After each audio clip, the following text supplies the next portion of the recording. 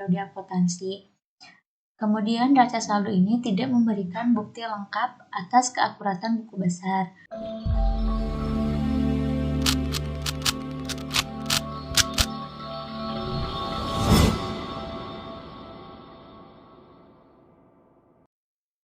Baik, hari ini kita akan belajar tentang neraca saldo atau trial balance pada perusahaan jasa.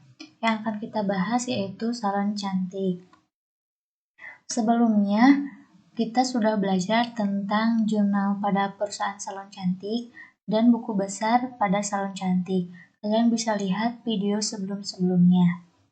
Nah, apa itu neraca saldo? Neraca saldo adalah neraca yang digunakan untuk memeriksa kesamaan saldo di sisi debit dan kredit. Kesamaan ini harus dibuktikan paling tidak pada akhir periode akuntansi. Kemudian neraca saldo ini tidak memberikan bukti lengkap atas keakuratan buku besar. Neraca saldo hanya menunjukkan kesamaan jumlah sisi debit dan sisi kredit. Karena bentuk neraca saldo itu ada kolom debit dan kolom kredit. Formatnya itu seperti ini.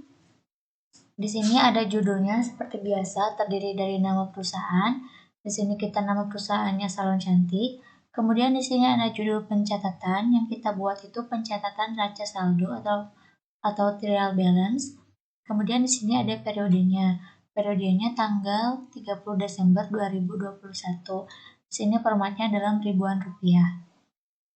Nah, dalam neraca saldo ini terdiri dari kolom kode akun, kemudian nama akun, kemudian kolom debit, dan kolom kredit.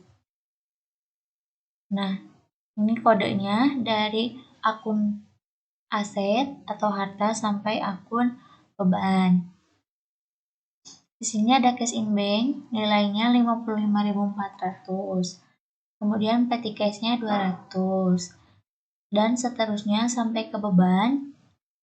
Kemudian kita lihat jumlahnya itu balance antara sisi debit dan sisi kredit. Nah, inilah neraca saldo Salon Cantik pada periode 30 Desember 2021.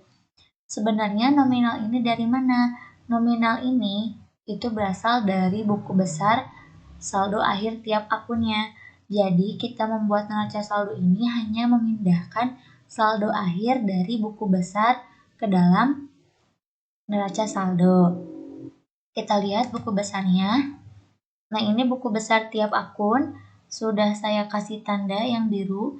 Kalau yang biru ini nominalnya berarti kita pindahkan nominal yang biru ini ke dalam neraca saldo. Karena ini merupakan saldo akhir per 31 Desember 2021. Jadi kita hanya memindahkan saldo akhir yang ada di buku besar ke dalam neraca saldo tiap akunnya. Cash in bank saldo akhirnya 55.400. Sama kan ya kayak tadi. Kemudian petty cash saldo akhirnya 200. Account receivable saldonya 4.500. Allowance of double full debt itu saldo akhirnya 3.300. Supply saldo akhirnya 10.350. Prepaid insurance saldo akhirnya 7.500. Prepaid rent saldo akhirnya 24.000. Equipment at cost saldo akhirnya 19.500. Akumulasi depreciation saldo akhirnya 6.500. Kemudian account payable saldo akhirnya 8.800. Accrued expense saldo akhirnya tidak ada. Karena di buku besar itu 8.200, sisi debitnya 8.200 mengurangi, sehingga saldo akhirnya 0. Kemudian Bank Permata Loan saldo akhirnya 5.000. Indah Capital saldo akhirnya 50.000.